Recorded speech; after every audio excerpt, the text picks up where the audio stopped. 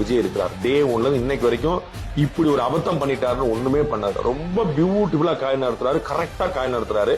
எல்லாருமே அவர் புள்ளி பண்ணி பாக்குறாங்க. திருப்பரங்குன்றத்துக்கு பேசுனியா, ஆணவ படுகொலைக்கு பேசுனியா, மத பிரச்சனையில பேசுனியா அப்படின்னு. அவர் வந்து பஞ்சாயத்துக்கே போகும். திருப்பரங்குன்றத்துல விளக்கு ஏத்தலாம் ஏத்தக்கூடாதுன்னு சொன்னா ஆள் ஏதோ ஒரு பக்கம் கோச்சுக்கூடும். ஆணவ படுகொலை நல்லது தப்பு அப்படின்னு சொன்னா ஏதோ ஒருத்தர் பேசாம சைலண்டா அப்படியே எஸ்கேப் ஆயிரு. அது கேட்கறதுக்கு வந்து ஒரு மாதிரி காமெடியா தெரியல, ஆனா அது வந்து ஒரு நூதனமான பாலிடிக்ஸ், அது வந்து பியூட்டிஃபுல்லான பாலிடிக்ஸ். அதனாலதான் ரெண்டு தரப்பும் அவர் பக்கமே நிக்குது பாக்குறோம். முதல் முறையாக சிறுபான்மை வாக்குகளும் வந்து நிக்குதுன்னு பாக்குறோம். அவருக்கு இந்துக்களுடைய ஆதரவும் அவங்க இருக்குங்கிறது பாக்குறோம். அது வந்து ரொம்ப எந்த ஒரு தப்பும் பண்ணல. அண்ட் டைவர்ட் ஆகாம இருக்கு ரொம்ப முக்கியம். ஆனா ஏடிஎம்கே டைவர்ட் ஆகுது, நாம் தமிழர் ரொம்ப டைவர்ட் ஆச்சு. நாம் தமிழருடைய எதிரியா திமுக தான் இருந்துச்சு ஆளுங்கட்சி அப்படிங்கறனால.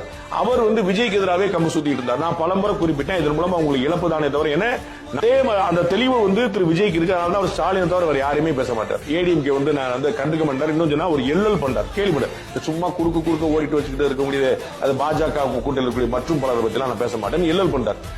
அவரை புறக்கணிச்சுட்டு திமுக குதிரைக்கு தான் ஏடிஎம்கே செய்ய வேண்டியா இருக்கும். அவர் போடுற டிராப்ல அதிமுக கரெக்டா விழுது. அவர் ஒரு டிராப் போட்டு சும்மா சின்ன பிள்ளைங்க ஓரமா போயிடாருக்கு அப்படின்றாரு.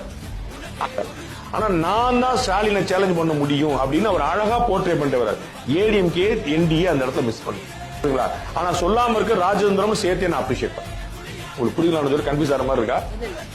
அவர் வந்து சொல்லாம இருக்கிறது ராஜேந்திரன் நான் வியக்கிறேன். ஆனா ஒரு தலைவனுக்கு ஒரு நிலைப்பாடு இருக்கணும்னு நான் வலியுறுத்தேன்.